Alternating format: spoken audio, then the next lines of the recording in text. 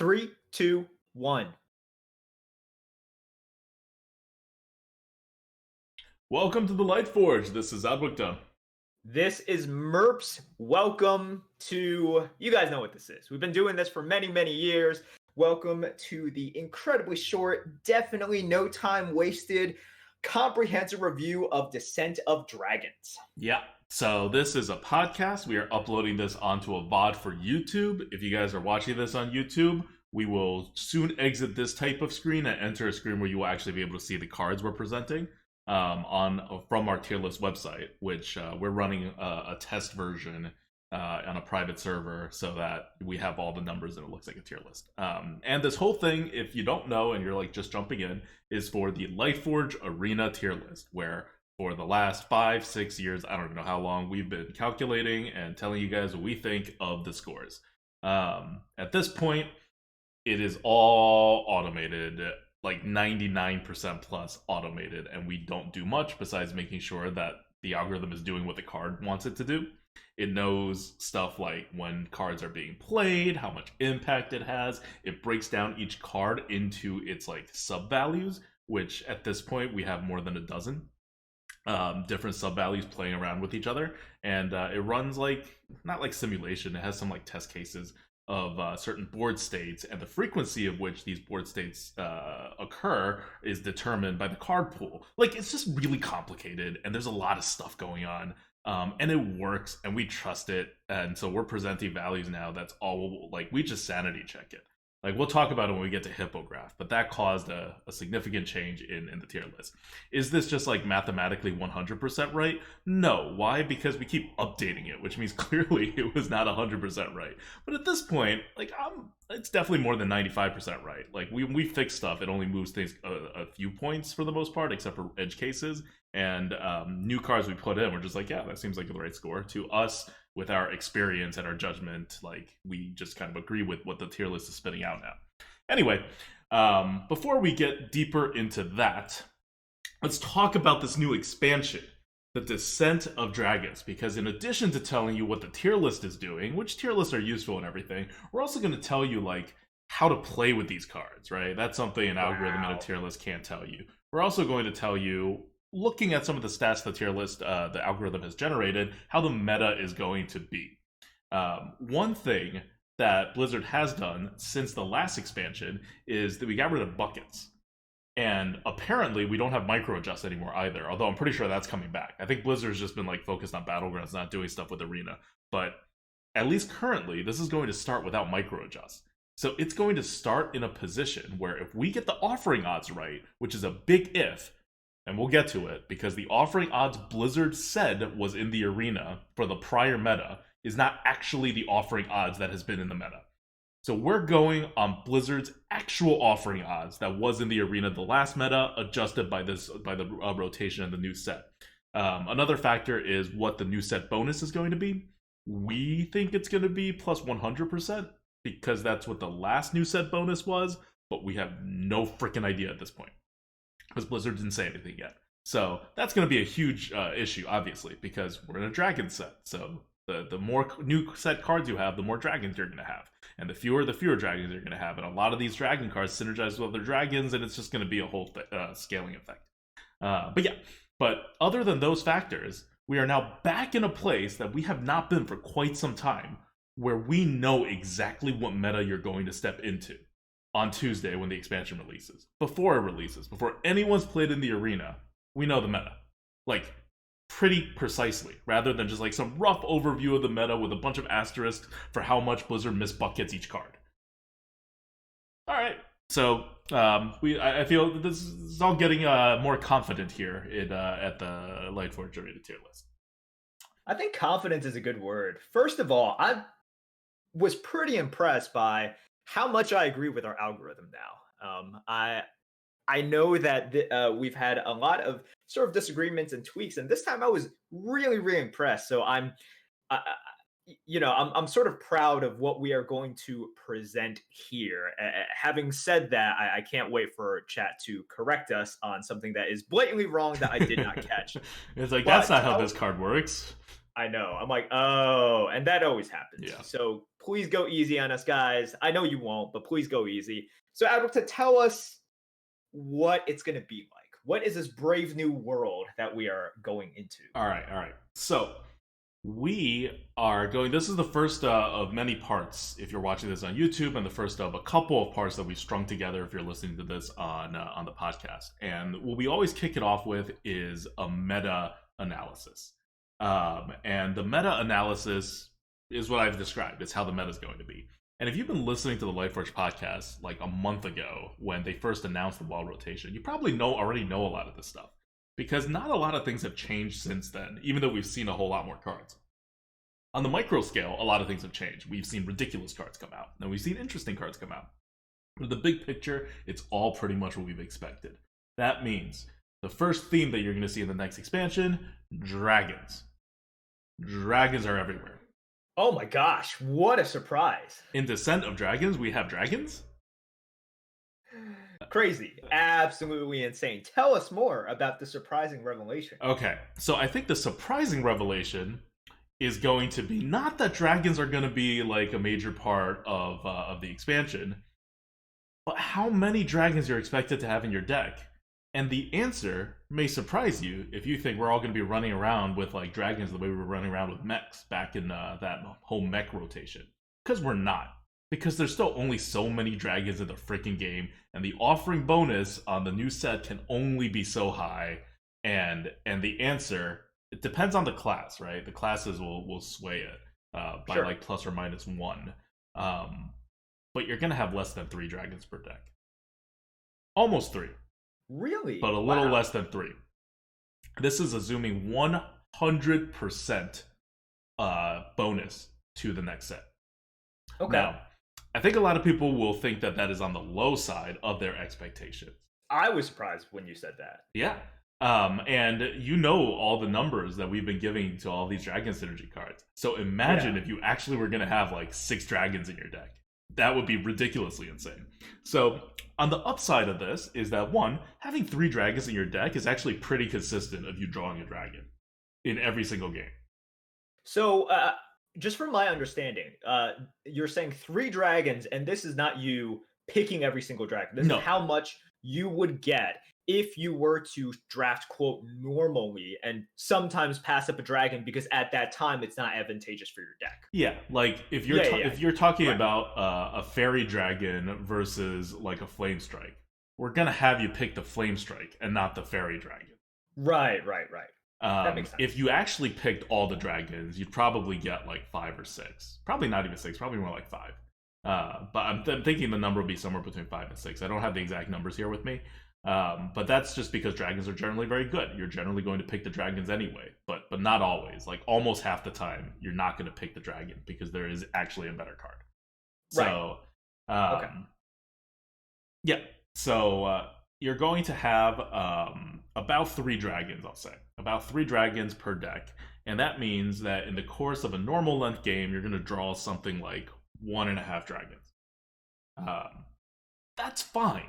Like, for a strategy that revolves around dragons, and remember, the dragon only has to be in your hand for you to trigger all these dragon synergies. So for a strategy that relies on dragons, as long as you don't play the 1 dragon that you draw, you're pretty okay. And on top of that, quite a number of these dragons, like, generate more dragons, right? So they may not start off in your deck, but you'll get some more dragons, like, into your hand in other ways. So it's definitely still a dragon set. And you'll feel it in every single class you play. You're always going to have to think about, how is my dragon situation when you're drafting? And when you're playing, you're going to have to think about, how was the dragon situation of my deck, and how many dragons have I already seen so far? Like, that was a consideration when we were doing mechs. It's more so now, and it's done in a lower, like a smaller number amount, right? Because now you can actually count dragons. And I think you should count dragons. Like, know exactly how many dragons in your deck, and know exactly how many are left in your deck. So that's dragons. On the upside, it is a dragon expansion. Arena's going to feel it. On the downside, or I guess downside to some people, super upside for me, this is not going to be a dragon fiesta. I think that's what a lot of people were afraid of. Yes. Right. And it's hard to really internalize that kind of stuff, which is why an algorithm is good. Because for me as well, look, you see stuff like big old whelp, right, Mm-hmm. come out, and you're just like, what the heck is this? Because it is incredibly powerful. We'll go over the card later on, but just for your understanding, it's a 5-mana 5/5 dragon, battle cry, draw a card, and your mind starts going everywhere. Mine certainly does. I'm like, holy crap, this is the end of the world. Arena will never be the same. But then you remember there are a bazillion other cards that are coming in that are just not dragon, because not everything is a dragon, right? This expansion puts in a lot of very powerful cards, but we also have stuff like Stone Tusk Boar. We have Bloodsail Corsair coming back, and then you remember not every pick is going to be of that power level. So you have to internalize that. But as human beings, it is hard for us to do that. Yeah, there is indeed a lot of dragons though. Okay, so that is dragons. That's the first theme. The second theme you're going to feel as soon as you start playing these arena games is that the curve is very smooth. Oftentimes, there's going to be power spikes in different areas of the curve. It's like there was that period of time where you basically didn't need twos and you could just start off threes because threes are so powerful and twos were so weak. There was the earlier periods of time where twos and fours were the really big parts and the threes and fives were the weak areas. There was a period of time where fives were just like way better than everything else. So the metas change. The meta we're entering into with the new wild rotation coming in, it's like I forget what exactly the sets are. I just take it for granted now because we have a internal tier list that has the correct cards up there. But basically, there are only one or two like curve busters on each curve, and if you look down on the curve, you'll see that there's approximately the same amount of like good cards on curve. Like when you generally curve cards, right? Like for 3 mana, a 3/4, or a 4/3, a 4 mana like a Yeti, or like a I don't know, Evo Heckler. Like there's enough of those to kind of make it very even and smooth. That's what happens when you like give the classic and basic sets back, right? Yeah. Those were meant to be the foundational cards. We were missing them. Now they're back.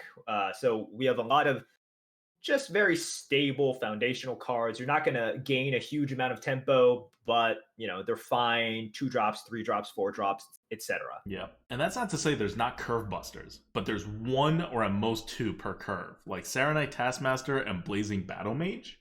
Those are your curve busters on 1 mana. Blazing Battle Mage is a new card, 1 mana, 2/2 vanilla. On 2 mana, you have a Flame Juggler, right? That's a curve buster, kind of. On 3, you're going to have a Hildnir Frost Rider, possibly Death Speaker, depending on if that's busting the curve at that time.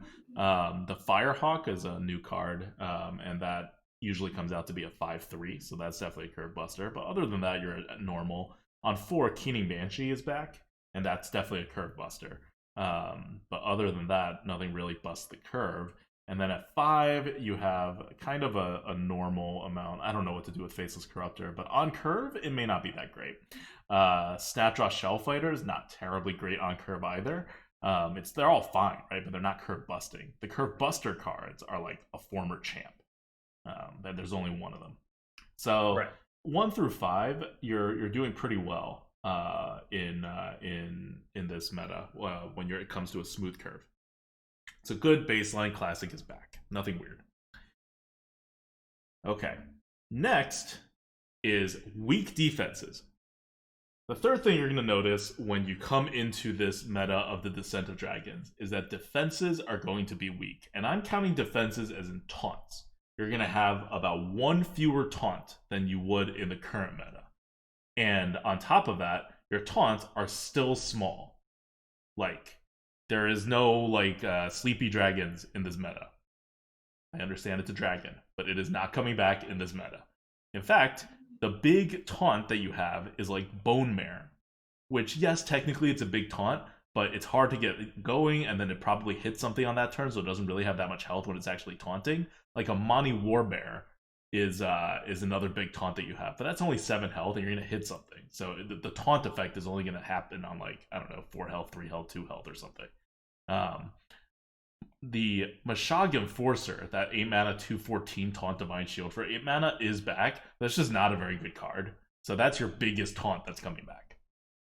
And then you go down to, and those are all, I've just named like 100% of the giant taunts that exist in this meta. Like, it's nothing. It's nearly nothing. And after that is Sunwalker. There is no taunt bigger than a Sunwalker after that. Yeah.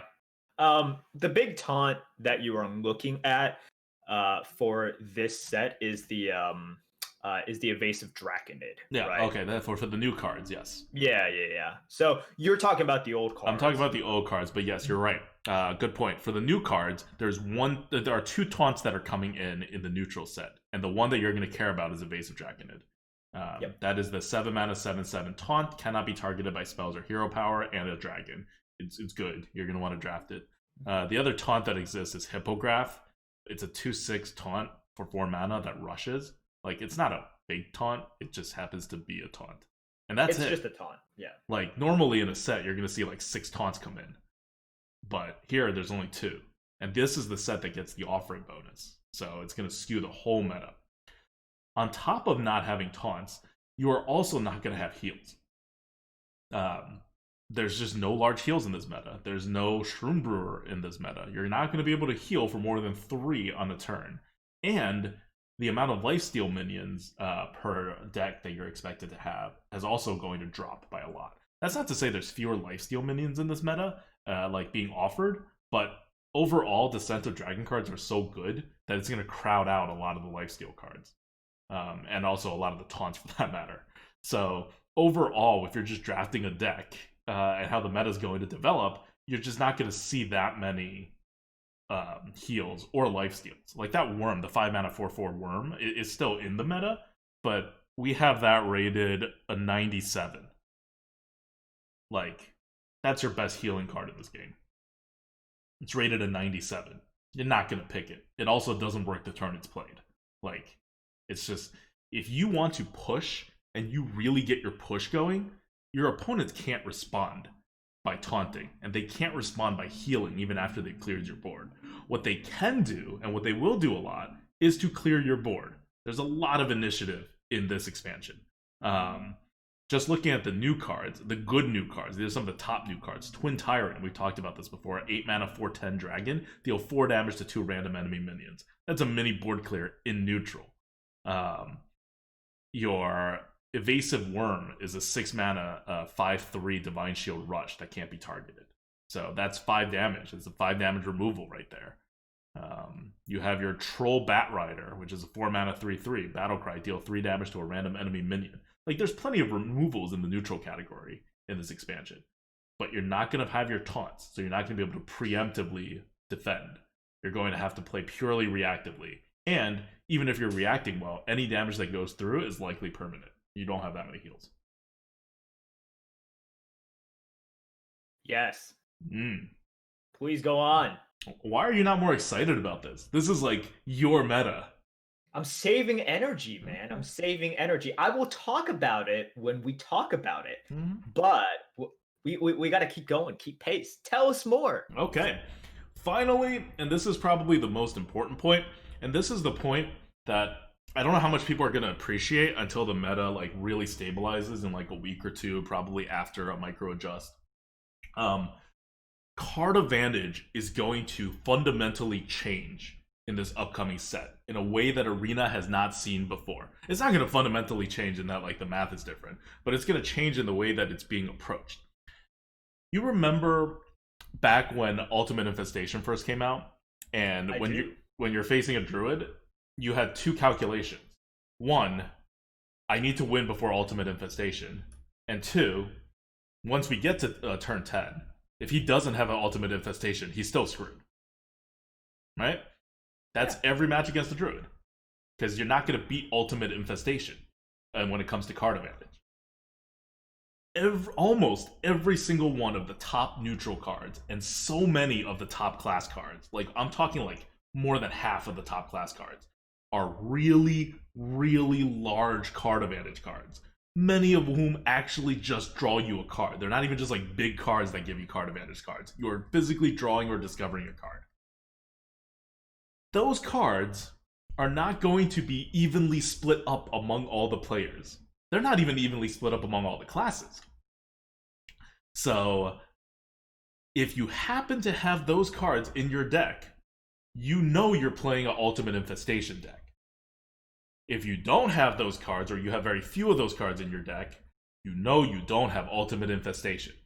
Unlike Ultimate Infestation, these cards are like, there's one at a time, right? Like if you get a Twin Tyrant or like a big old Whelp, you're going to get a number of these over the course of a deck. So you're not going to be like, oh, I just don't draw my Ultimate Infestation, so I should have won card advantage, but instead I lost. It's very smooth, so it's predictable in that way.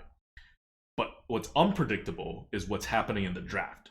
Whenever you're drafting, you have to be aware that your deck is either going to have a lot of card advantage, or it's not going to have enough card advantage to compete. Because having a decent amount of card advantage is not good. Having what you think is a good amount of card advantage is not good in this meta. This is a huge card advantage meta. And if all you're going to do is to hang out, do your trades, not push face, and try to win card advantage, you're in for a nasty surprise unless you have the cards to back it up. So, your card advantage is going to win you the game a decent number of times, because there are a lot of good card advantage cards. And the other percentage of times, you have to know how much card advantage your deck has. And you have to play accordingly to that. So, it's hard to predict how much card advantage your opponents have, because you don't see all these cards. They're big cards, they like come out later in the game. But just know your relative strength and weaknesses. And if you don't have great card advantage, it is much safer to assume that you have bad card advantage than to think you have okay card advantage. Like, all thinking you have okay card advantages is just like rolling the dice that your opponent does not have these ridiculous cards. Because these cards don't take skill to play. They are like, they just give you cards. You just have more card advantage. And you could be trading on the board and like getting like 1 card advantage, 2 card advantage over the course of the game. But 2 extra cards over the course of the game in this meta is going to be meaningless. Like, absolutely meaningless. So, 2 types of decks are going to be powerful. The kind that pushes, taking advantage of the weak defenses, and the kind that has the card advantage and can just hang out. Figure out which deck you want to be. If you just take the best card available, you're going to end up somewhere in the middle. And that's good value-wise, but you want to make sure at least you want to put a thumb on the scale in one way or the other. Cool. All right. Well, those are the meta. That's the meta that you're about to step into. Then those are your meta-defining characteristics. Dragons, smooth curve, weak defenses, and a polarized card advantage. I like this. Yeah. I mean, I like it in many ways. I like how you explained it. I'm playing the role of a cheerleader here. You know, like I got to keep us going, keep us on track. But first of all, great job. And I like where this is going because, as you said before, no taunt. You know, we got a little bit of opportunity here. I'm going to talk a lot about it when we talk about Hunter. It's actually not as great as you guys might think it is for me, but I am pretty excited because it's something new. It's something shiny, and I am looking forward to playing with all of these cards. And most importantly for me, Basic and Classic are back. Classes have identities now. We're going to talk about that definitely, but class identity is back. And once you have the core of classes back and then you add on to it, it just makes everything a lot more fun, which is one of the reasons why I didn't like the meta currently. I don't like the meta currently, and I am really excited to play the arena after that. Those are my thoughts. All right. Well, that's it for this episode. We're starting off talking about the meta. We're going to jump right into the top neutral cards next. The way this is going to go is this is the meta episode. After this is going to be a top 7. We think there's a good cutoff at 7. There's actually a good cutoff at 1 and another good cutoff at 3, but we pick 7. And after that, we're going to talk about the remaining relevant cards that you're actually going to care about in the arena for neutrals. And after that, we're going to talk about very quickly the cards that suck, or like are very niche, and also the legendary cards that are neutral.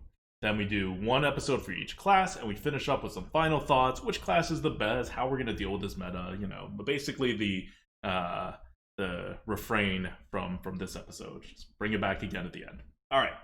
So that's the agenda for tonight, and I am looking forward to going through all the cards. There are some freaking exciting cards in this expansion, and it's definitely safe to say that this expansion has more top level cards than any other expansion we've seen.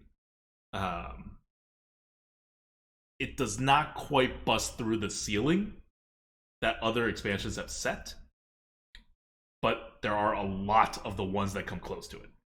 So it's gonna be exciting. All right, let's give some shout outs. By us, you mean you? Oh, okay. I'll give some shout outs. Okay. Do it. So first, I'm going to give all the shout outs out right now, and then we'll do some at the end of every episode as well. So first, I want to give a shout out to David Attenborough Says, who is sending these up onto YouTube. So if you're watching this on YouTube, he's the one that's coordinating all of this, getting these released, making sure they're all like done correctly. And then I want to give a shout out to the Lightforge tier list team, the engineer, our technical director, who will remain nameless, but he's been super helpful all throughout all these years in keeping the Lightforge tier list running and making sure we get this. Like it's a very tight deadline between when we get the cards and when they have to be like algorithm and up there, and he's been great about making sure that gets done.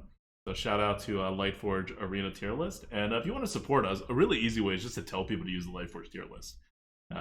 It's like so much work has gone into it, and it's gotten to the point where we're spending a lot less time on it now than we used to, but because it's all kind of algorithmed. But it's really kind of a work of art. Like if you know how it's functioning on the inside. Like we just put cards in now, and it gives us the correct value. How ridiculous is that? Okay, now, and these are complicated cards too. Someone should also shout out to the mods on Twitch right now. Our entire mod team, who will keep you guys in check for those watching us live through the course of the next 6 hours or however long we're doing this, and it's quite a task. Also to play the role of the cheerleader and cheer us on as we run out of caffeine.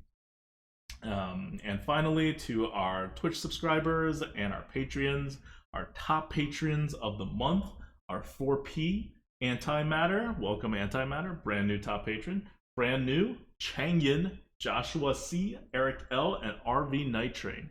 Thank you guys so much for supporting us through the years, and your contribution means a lot to us. It helps us keep the light on at the Lightforge. That's it for my shoutouts. All right, that's it. We'll shout out more people next time. See you back for the top neutral cards.